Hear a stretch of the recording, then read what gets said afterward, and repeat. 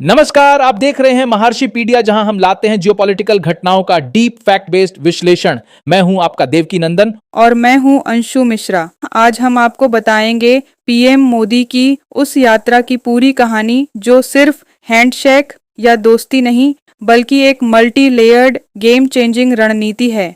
8 दिन, 5 देश और एक ऐसा रेयर अर्थ चेकमेट जिससे चीन कांप उठा है। लिथियम ट्रायंगल से लेकर अटलांटिक तक भारत ने जिस ग्लोबल गेम का ताना बाना बुना है, मेनस्ट्रीम मीडिया ने उसका सबसे बड़ा राज छिपा लिया और वो पर्दा हम आज उठाएंगे। तो चलिए समझते हैं इस यात्रा का बिग पिक्चर। दक्षिण दक्षिण कॉरिडोर 2 जुलाई से 9 जुलाई 2025 तक प्रधानमंत्री मोदी की ये यात्रा 5 देशों को जोड़ती है। घाना, त्रिनिदाद और टोबैगो, अर्जेंटीना, ब्राजील और नामीबिया। ये कोई सामान्य दौरा नहीं है बल्कि यह एक जियोपॉलिटिकल आर्क बनाता है, अटलांटिक से लेकर साउथ अमेरिका और फिर सदर्न अफ्रीका तक। इंटरनेशनल थिंक टैंक इसे साउथ साउथ पावर कॉरिडोर कह रहे हैं, जो चीन के बेल्ट एंड रोड इनिटिव को एक स्ट्रैटेजिक बाईपास देता है। ये कोई छोटी बात नहीं। और डेटा देखिए, ये सिर्फ बातें नहीं हैं। फर्स्ट, इंडिया अफ्रीका ट्रेड 2024 तक $103 billion. Second, India Latin America trade अब तक $62 बिलियन। और थर्ड, चीन का अफ्रीका में एफडीआई मात्र $58 बिलियन। भारत कहाँ खड़ा है, ये तस्वीर अब साफ है। अब चलते हैं सेकंड इंपॉर्टेंट विजिट पर, घाना ऊर्जा की लड़ाई और चीन को जवाब। भारत ने ओएनजीसी विदेश के जरिए जुबिली ऑयल फील्ड में $800 मिलियन का निवेश किया था। अब फेज 2 में एक्सपेंशन हो रहा है। वहीं चीन ने घाना को $2 बिलियन का लोन ट्रैप दिया, जिसके चलते उसका external debt to GDP ratio 88% पहुंच चुका है। लेकिन भारत कैसे जवाब दे रहा है? स्किल सेंटर्स और स्मार्ट ग्रिड्स के जरिए, यानी people first diplomacy.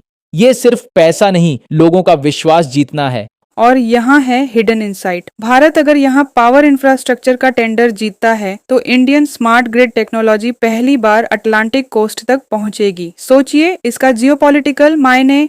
Third visit, Trinidad और टोबैगो, भारतीय मूल, तेल और वोट बैंक। त्रिनिदाद की 40% जनसंख्या भारतीय मूल की है। यहाँ भारत अपनी डायस्पोरा की स्ट्रेंथ को डिप्लोमेटिकली यूज कर रहा है। ओएनजीसी और एमआरपीएल मिलकर $1.2 अरब की रिफाइनरी रिवाइवल योजना बना रहे हैं। इससे भारत को कैरिबियन में एक फ्यूल हब मिलेगा और यह सबसे बड़ी बात है, जो पनामा कैनाल सरचार्ज $7 प्रति बैरल से बचने का जरिया बनेगा। सीधे सीधे इकोनॉमिक विन। इसे ऐसे समझिए जैसे जापान ने साओ पाउलो में जापानी ब्राजीलियाई कम्युनिटी के जरिए ऑटोमोबाइल इकोसिस्टम बिल्ड किया था। ये उससे भी बड़ा मूव है। अब आता है चौथी विजिट, अर्जेंटीना लिथियम ट्रायंगल में, भारत बनाम चीन। अर्जेंटीना के साल्टा प्रोविंस में भारत ने काबिल टाटा केमिकल्स जेवी से लिथियम कार्बोनेट प्लांट का एमओयू साइन किया है। वहीं चीन की सीएटीएल कंपनी $4.8 बिलियन पहले ही निवेश कर चुकी है। लेकिन भारत ने क्या किया? इंफ्रास्ट्रक्चर सपोर्ट के लिए $450 मिलियन सॉफ्ट क्रेडिट ऑफर किया, जिससे अर्जेंटीना डाइवर्सिफाई करने के लिए तैयार हो गया। चीन के एकाधिकार को सीधे चुनौती। और यहाँ है हिडन स्ट्रेटेजी। इंडिया इस लिथियम को डायरेक्टली विजाग रिफाइनरी में प्रोसेस करेगा, बिना चाइनीज मिडल रिफाइनिंग डिपेंडेंसी के। ये है असली आत्मनिर्भर मूव। अब अगला पड़ाव है ब्राजील यानी BRICS करेंसी की लड़ाई। रियो डी जनेरियो में BRIC 2025 समिट का सबसे बड़ा मुद्दा है gold backed BRIC settlement unit BSU। Bharat इस पर सॉवरेन डिजिटल रुपए आधारित मॉडल पुश कर रहा है ताकि मॉनेटरी इंडिपेंडेंस बनी रहे। देखिए इसके फैक्ट्स समझिए। SWIFT 11,000 बैंक, $25 चाइना CIPS अधिकतर इंटरनल, BSU सिर्फ 60 बैंक लेकिन कमोडिटीज से बैक्ड। ये गेम चेंजर है। और अब नामीबिया, द रेयर अर्थ और अटलांटिक रणनीति।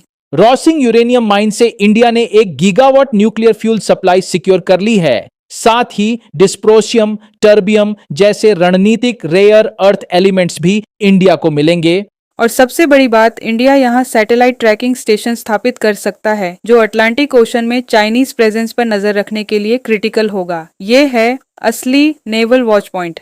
तो देखा आपने, ये है south south strategy, D corridor और 5 बड़ी जीतें। इस यात्रा का हर पड़ाव भारत को एक स्ट्रेटेजिक गेन दे रहा है। Ghana power grid, Trinidad fuel hub, Argentina lithium freedom, Brazil currency leadership, Namibia rare earth plus naval watch point. और अब इस विजिट का सबसे बड़ा हिडन एंगल, मेक्सिको को BRICS प्लस में क्यों? इंडिया ने सीक्रेटली मेक्सिको को BRICS प्लस में पुश किया। क्यों? क्योंकि उसकी सोनोरा लिथियम बेल्ट से वेस्टर्न हेमिस्फीयर में चीनी पकड़ कमजोर होगी और साथ ही अमेरिकी डॉलर हेगेमोनी को भी खतरा मिलेगा। यह है असली मास्टर स्ट्रोक। अगर आपको ये विश्लेषण पसंद आया हो तो लाइक जरूर कीजिए। कमेंट में बताइए कि भारत का कौन सा कदम सबसे ज्यादा प्रभावशाली रहा। और महर्षिपीडिया चैनल को सब्सक्राइब करना न भूलें। हम ऐसे ही डीप डाइव एनालिसिस आपके लिए लाते रहेंगे।